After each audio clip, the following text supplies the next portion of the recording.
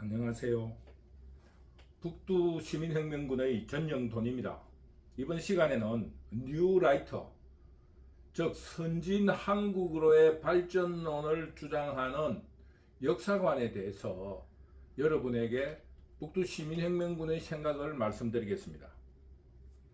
어제 독립기념관장이 뉴라이터 인사라서 반대한다고 광복회 일부가 반대 의견을 내고 기자회견을 하고 시끄럽습니다. 그런데 우리가 역사를 한번 더듬어 보도록 하겠습니다. 일본 제국주의 침략 당시 한국은 주권의식이 없었습니다. 그리고 국민이나 시민들을 위한 어떤 공공시설도 없었습니다. 특히 지금으로 말하면 수도, 그 시절 국왕이 거주하는 경성, 서울에서조차 공공도서관, 그 어떤 국민들의 통합과 그 도덕심을 불러일으키는 종교시설, 외국에는 종교시설이 절비합니다. 그리고 공회당, 언론사, 그리고 보건소, 심지어는 세무서조차 없이 관리가 자기 기분대로 무작정 뜯어가는 그런 국가였습니다. 그뿐인가? 일본과의 통상 이후 미국과 통상조약이 맺어졌는데 우리는 청나라의 속국, 즉 조공국가이니 청나라 시키는 대로 해야 한다면서 중국 관리인, 외무부 관리인 마건충이 써준 그 조약서에 서명만 한 것입니다. 그리고 미국이 영사 파견을 요구하자 청나라 시키는 대로 해야 되니 우리는 영사를 파견할 필요가 없다고 했습니다.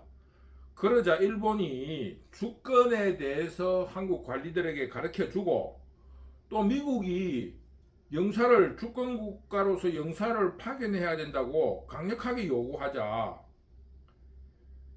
청나라의 영사의 한 직급이 낮은 공사를 파견하면서 그것도 한국의 독립적인 청사가 아니라 청나라 영사관에 파견하는 정도로 그럴 만큼 미개한 나라였습니다.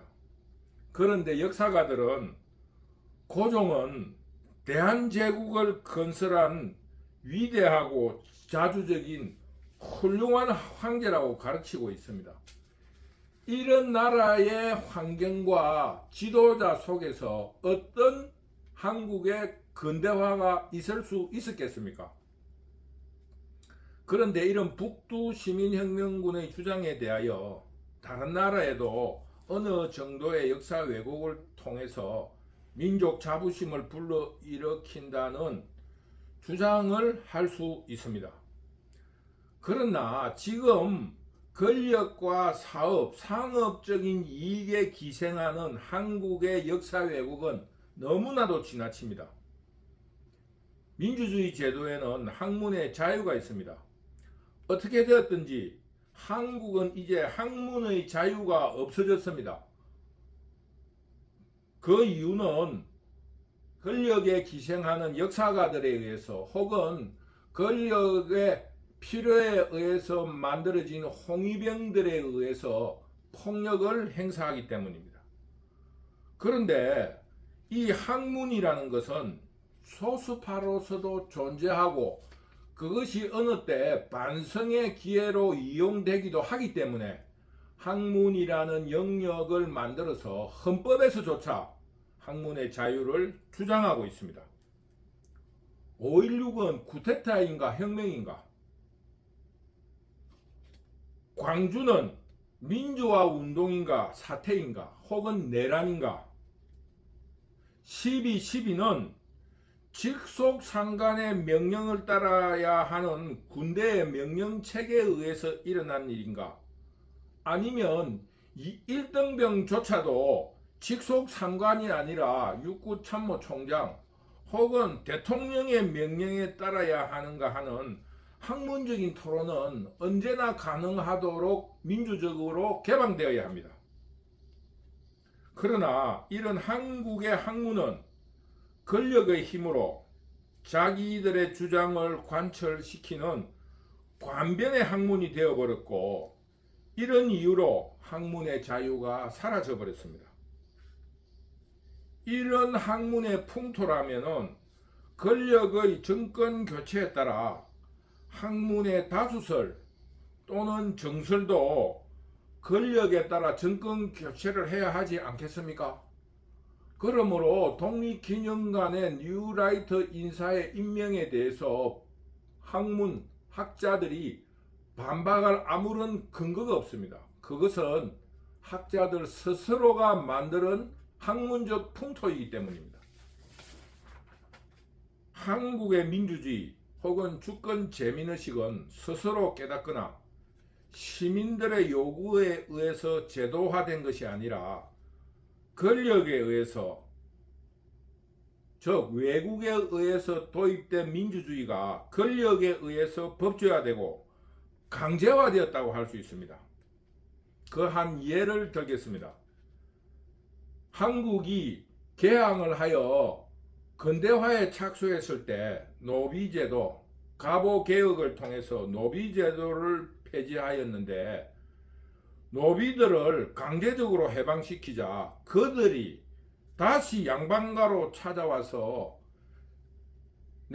자기가 무슨 잘못을 했기에 이렇게 쫓아냈느냐고 억울해하면서 다시 노비로 살게 해달라고 했다는 기록이 바로 한국의 민주주의를 대변하고 있습니다.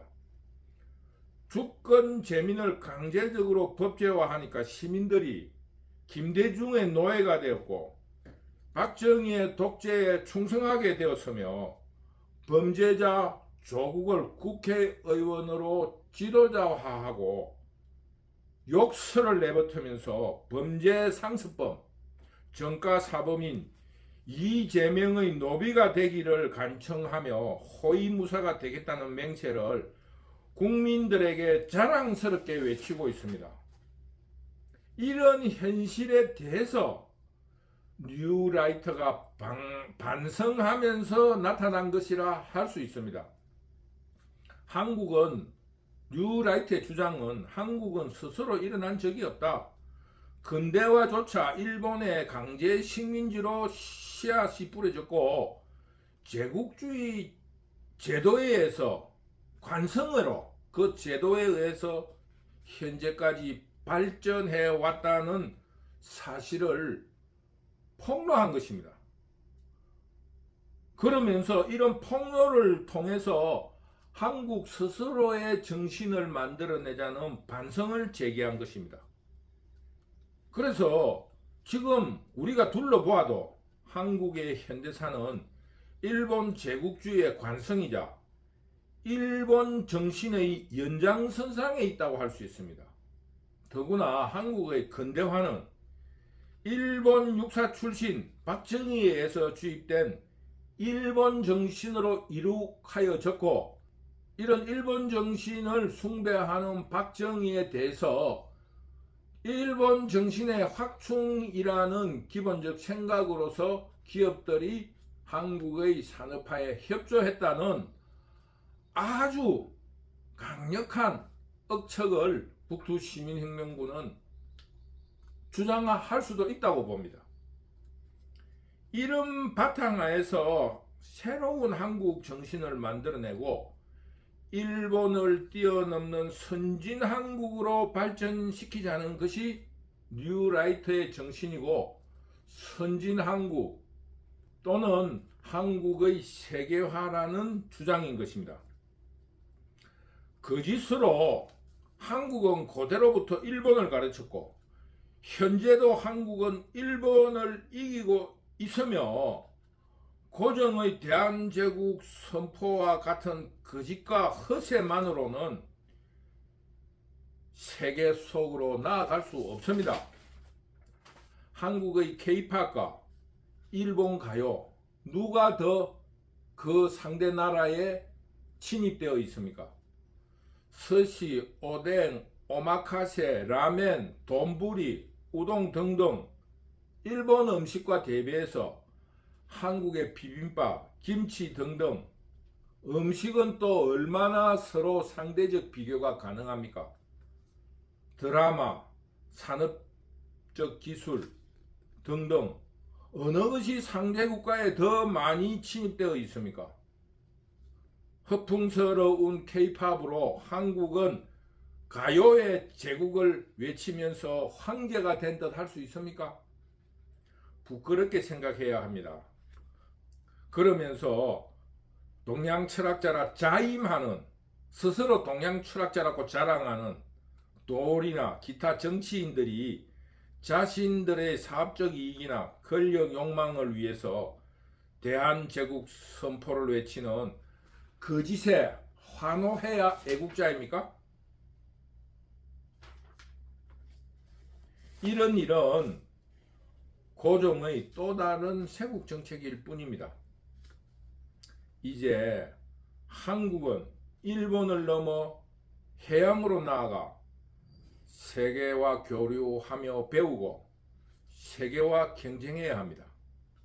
그런데 일본과의 친교도 없이 어떻게 해양으로 나아갈 수 있습니까? 지도를 펼쳐놓고 한번 살펴보시기 바랍니다. 중국을 숭배하자는 제2의 세국주의를 척결해내야 합니다. 한국 학문의 풍토가 권력의 힘에 의해서 정설로 정해지는 풍토라면 대통령의 뜻에 따라 학문의 정설도 당연히 교체되어야 할 것입니다. 이것은 이런 풍토를 조성한 학자들의 탓이지 대통령이나 국민에게 책임을 돌릴 문제가 아니라고 생각합니다. 그러므로 뉴라이트의 등장은 새로운 역사의 전개이자 발전이고 전환적인 시각이라 표현할 수 있습니다. 덧붙여서 거짓에서 벗어나 진실의 바탕을 둔 학문적 풍토를 조성하고 민주주의의 진정한 의미를 되새기며 권력의 힘이 아니라 시민혁명을 통한 법치와 제도가 만들어지기를 북두시민혁명군은 간절히 바라고 있습니다. 북두시민혁명 유튜브를 시작한 계기도 민주주의가 강제적으로 약 80년을 노력했지만은 결국 이재명 잡범에게 충성을 경쟁하는 정치 지도자를 보고서 이렇게 해서는 도저히 한국에서 민주주의가 자리 잡지 못하겠다라는 실망에 의해서 나라도 어병이 된 마음으로 민주주의에 대해서 계몽하고 한국 국민들이 나아가야 될 방향을 모자라지만 혹은 보잘것없지만 외쳐보자는 생각으로 유튜브를 하게 되었습니다. 이번 광복절을 맞이해서 지금 광복회를 중심으로 이루어지고 있는 뉴라이트에 대한 반발과 반대는 또 다른 학문을 권력에 맡기는, 권력에 의해서 학문이 재단되는 그런 역효과를 가져올 것이라는 것을 학자들은 분명히 직시해야 합니다. 따라서 그들이 요구하는 대로 권력의 힘에 의해서 학문이 재단되어야 한다면 윤석열 정부의 뜻에 의해서 뉴라이트의 등장은 당연히 받아들여져야 될 것이고, 그리고 그런 것을 반대한다면 뉴라이트 인사들이 국민들에 의해서 배척될 수 있도록 그들의 주장을 국민들이 낱낱이 지켜볼 수 있게 뉴라이트 인사들의 등장을 박수치며 환호해야 합니다. 그럼으로써 뉴라이트의 정체가 밝혀질 것이기 때문입니다. 이런 권력의 힘을 빌리려는 학자들의 행태를 맹렬히 비난하면서 북두시민혁명군은 이런 모든 법과 제도들이 시민들의 자각과 시민들의 깨어있는 정신으로 또 시민들의 요구와 혁명에 의해서 자리 잡히기를 주장하고 있습니다. 이런 북두 시민의 정신과 실천에 대해서 동의해 주시는 구독자와 시청자 여러분, 너무 감사합니다. 비록 미약하지만은 끝은 창대하리라는 세상에 떠도는 말을 믿으며 여러분과 함께 더욱 열심히 노력해 보겠습니다. 여러분 감사합니다.